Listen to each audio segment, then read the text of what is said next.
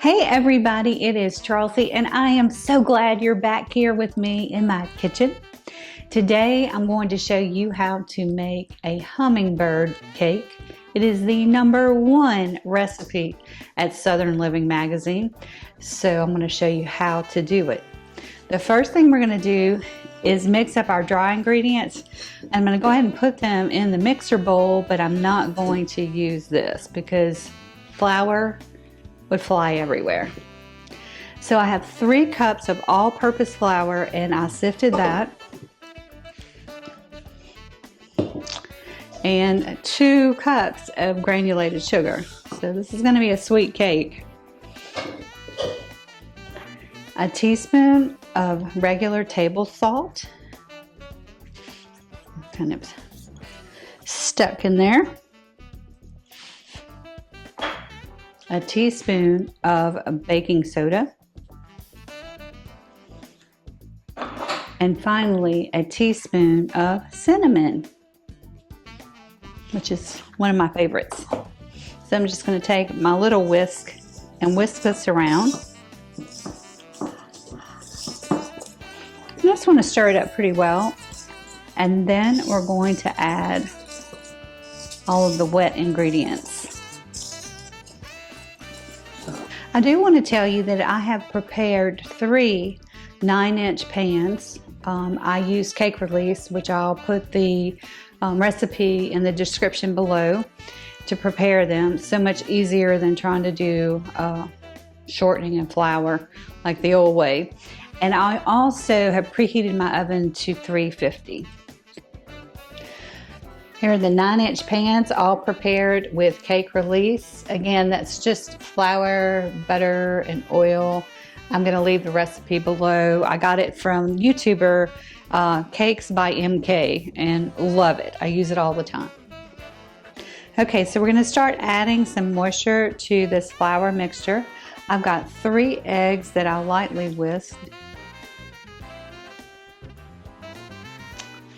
And 1.5 cups of vegetable oil. I'm using avocado oil, and I promise you, y'all, it doesn't affect the flavor at all. And it's so much healthier. There we go.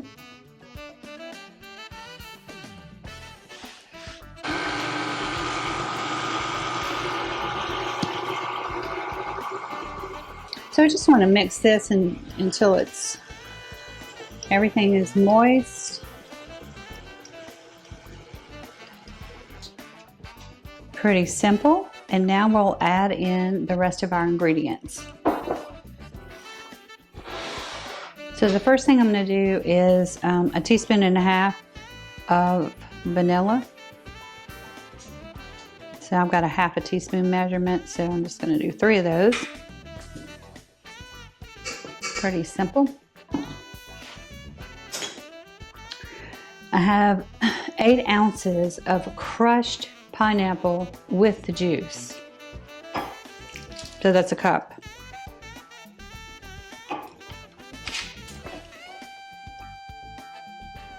All right.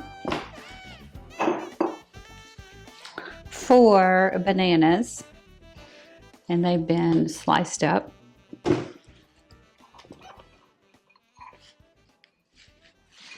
And finally, 1 cup of chopped pecans, and they were roasted. Don't let that frighten you. It's so easy to roast pecans. You just heat your oven up to 350 and put them in the oven for 5 to 7 minutes. You just want to watch that they don't burn.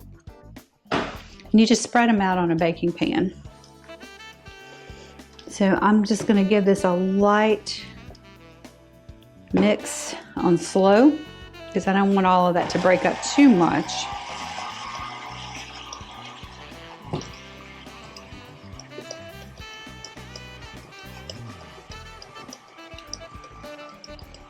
But I also don't want huge chunks of banana, so I'm definitely going to let the mixer do some work for me.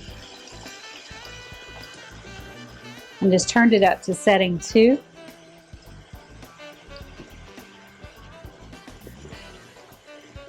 So this is the consistency that I'm going for. And what I'll do now is I'm going to divide this into thirds. Wish me luck, y'all. And put it in the pans, and we will bake them at 350 for 30 minutes. Also, I just want to, and I'll show you when we take them out so you know what they look like. But you take them out of the oven, let them cool on your wire rack in their pans for 10 minutes. Then you're going to flip them out onto your cooling rack for at least an hour, because we're going to do a buttercream frosting. And so, like a cream cheese frosting. And so we really need to let that cool off before we do it. So anyway, I'll show you how they look when we take them out, and then we'll frost. So I'm going to measure out using my soup ladle. And these layers are not thin but not thick, if that makes sense.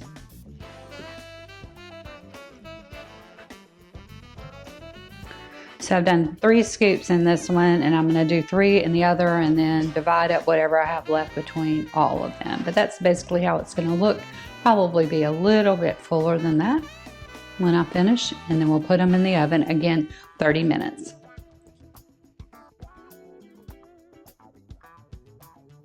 Let's make this buttercream cream cheese icing. It's going to be so good. And cameraman, if you can just pan over and show the cakes. They've been cooling for over an hour now. So we have one set up here in our Lazy Susan, and we're going to get to icing in just a few minutes. So back to the mixer. I've got 2 blocks of cream cheese, and they've softened. And 2 cups of, 2 sticks, which is a cup of butter. And we'll go ahead and cream that. It's soft, so it shouldn't take too long. And it goes up the speed just a little bit.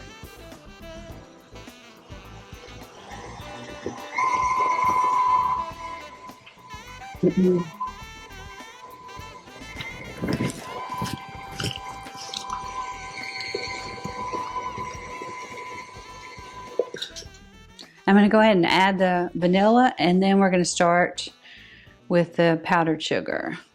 So we want 2 teaspoons.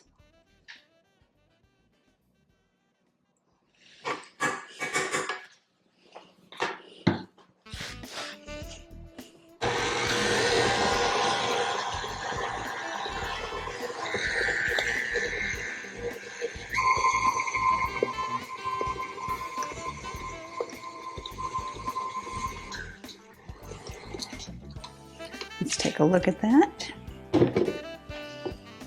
Scrape it off the beater. And now check out this mountain of powdered sugar. It's 16 ounces. So we're going to add a little bit at a time. I know me, and I know how messy I am, so I'm just going to go ahead and put some in. I know y'all are laughing. Why are you wearing black?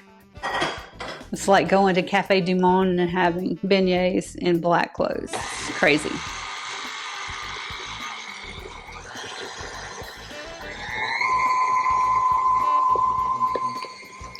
So just cream it up a little bit. And we're just going to keep adding sugar until it's completely mixed.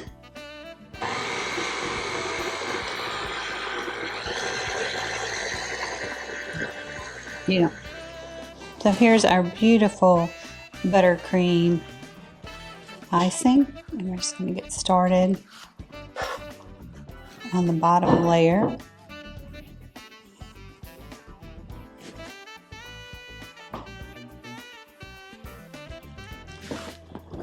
And this is just a beautiful consistency. It spreads really nicely.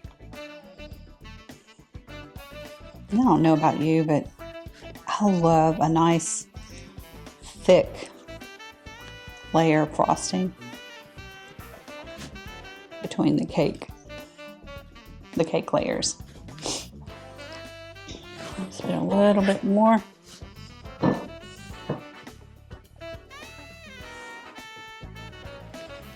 That looks great.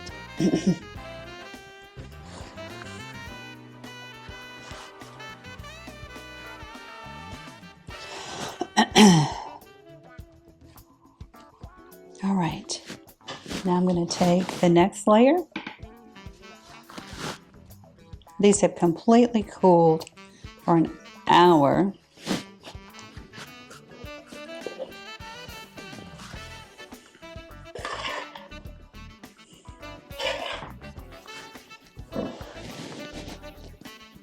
So now we're putting the second layer on.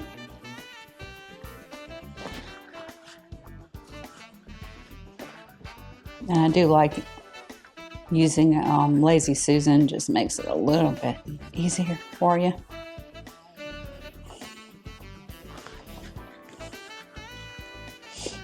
I am not a professional icer, so hey, if I can do this, anybody can.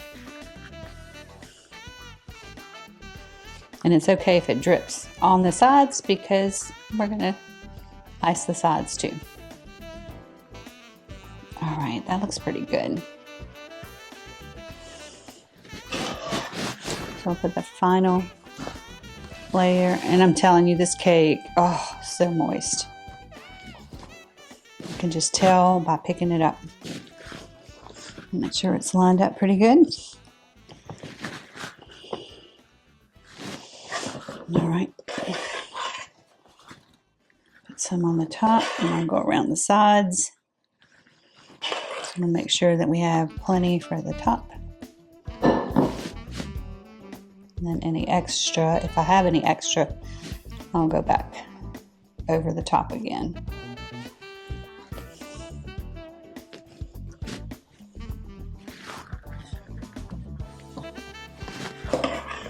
Looks like we're going to have plenty of icing. That's fantastic. There's nothing more disheartening than making a cake and running out of icing. Like, really? Okay. Just gonna go down the side. Start here.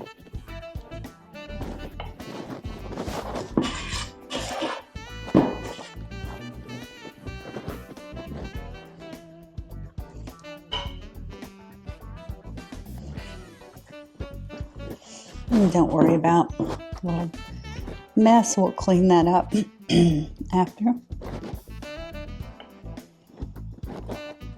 This is a very soft icing, so it's easy to work with.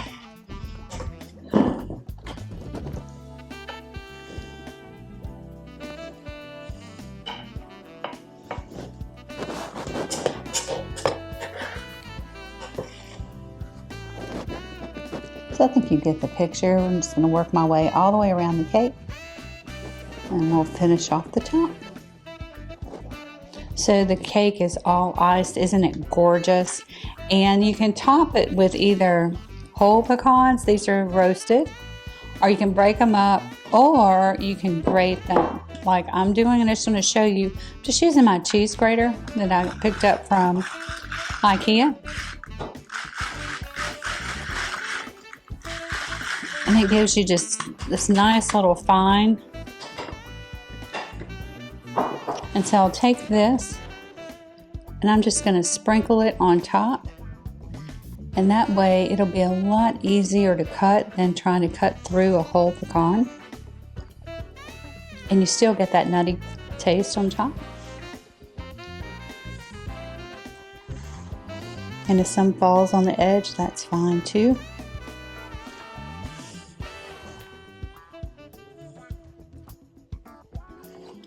So I'm just going to finish off and use the rest of this. And y'all, that is the hummingbird cake. It is gorgeous. So thanks for cooking with me. If you like this video, give me a thumbs up and come back again soon. We'll be cooking some more. Y'all didn't seriously think we weren't going to cut this cake and show you the inside. So here we are. I'm going to cut in.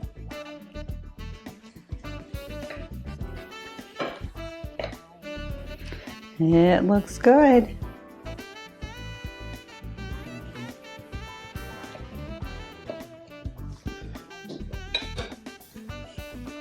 The first piece is always the challenge. Is it going to come out nice? Yep. Wow. Let me turn this around. Show you the inside, all the layers. And then you have this beautiful piece. You see all of that filling. Now the only thing we need to do is eat it. So thanks for watching, y'all. Give me a thumbs up, comments below. I appreciate every one of you. And let's just keep cooking together.